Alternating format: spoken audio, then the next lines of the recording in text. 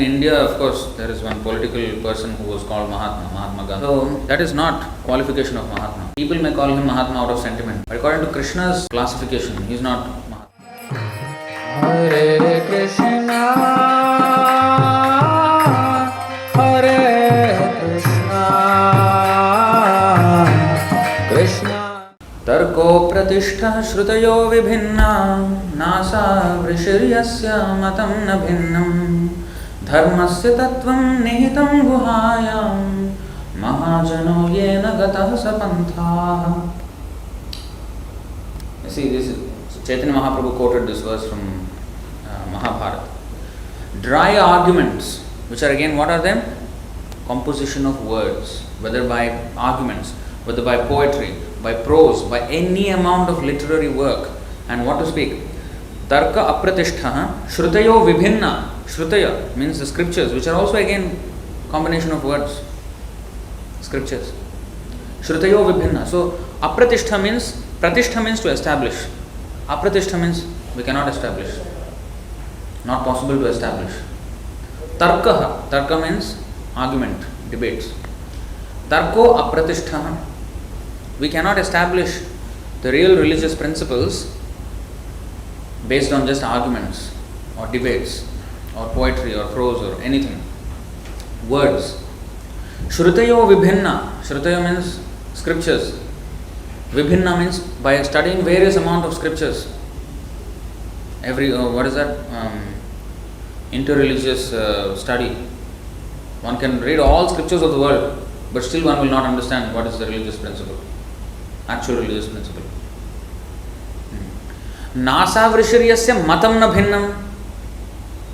If I go to one philosopher, he will say one philosophy. If I go to another philosopher, he will say a different philosophy. If he says the same philosophy, the people will call him copycat.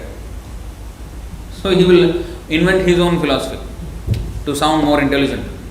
Oh, this is my take. What is your take?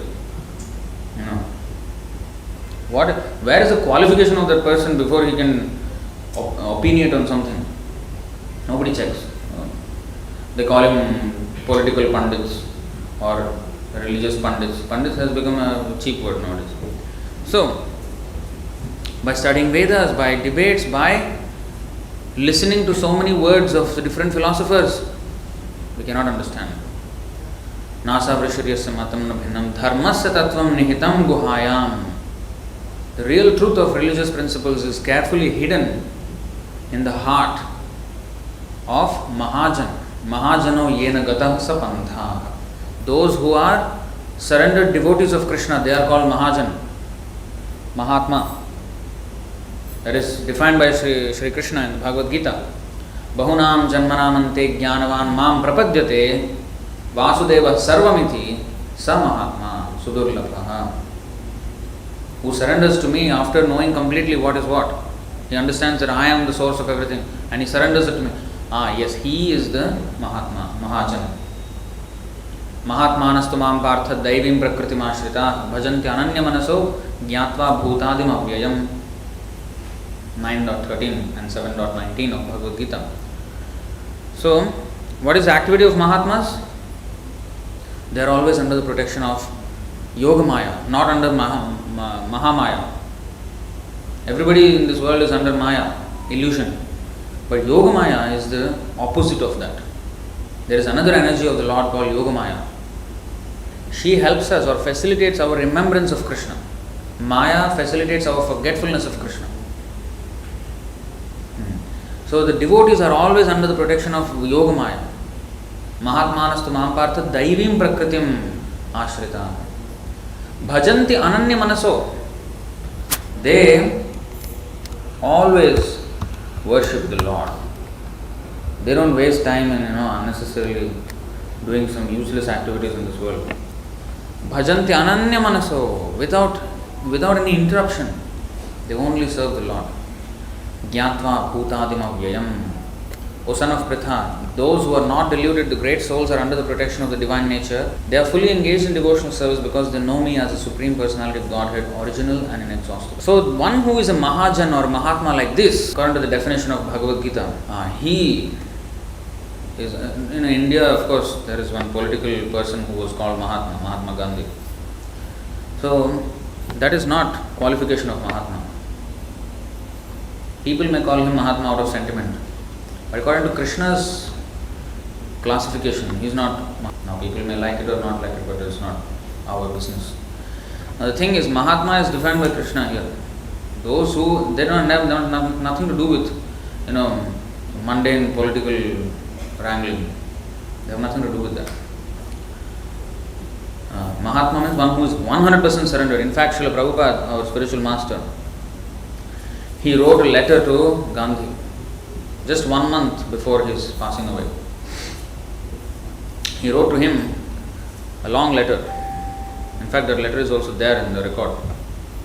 He said, see, you have fought for Indian independence, you got it. Now give up this political career. Since you have fame and people know you, why don't you use that fame to teach the people about Bhagavad Gita? Enough of this political thing. These things will go on in life, in this world. But the real thing is to awaken people to God consciousness. So why don't you do that? It is high time you retire from politics. He wrote to him. And he even warned him, if you do not do so, I am afraid our own countrymen will kill you.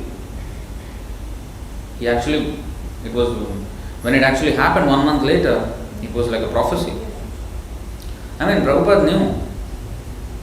A pure devotee, by the grace of Krishna, becomes Trikalagnya. Trikalagnya means one who knows past, present and future. Trikala. Trikala means, Kala means time. Trikala means the 3 phases of time. The past, the present and the future. So, Prabhupada could see that this is going to happen. And there is immense evidence for similar things in history. So he warned him like that, but there was no reply from Gandhi. And eventually 1 month later he actually passed away. Short death. So anyway, Mahatma means this, one who surrenders to Krishna.